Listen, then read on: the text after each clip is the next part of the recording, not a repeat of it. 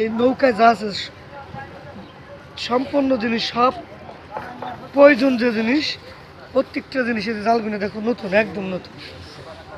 এই জলে এই নৌকার মালিকের নাম সোনামুদ্দি। 1 মাস ভরে খালি নৌকায় বানাইছে, 2 মাস ভরে জাল বানাইছে, তাহলে কয় মাস? 3 মাস। আবার এই নৌকা নদীতে নামাইছে, ডাঙ্গা এই জায়গায় ছিল, তাও 5-6 দিন পানিতে নামাইছে, ঠিকঠাক করতেছে, বাঁধতেছে, হাইল সেটিং করলো আজকে সকাল 4 ভোর 4টার সময় তো হাইল সেটিং করতেছে। সব মিলে আর কি অনেক পরিশ্রম।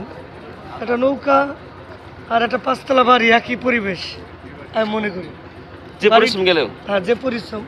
ভাই কয়দিন ধরে জাল বানাইছেন? 1 মাসে লাগছে না জাল বানাতে?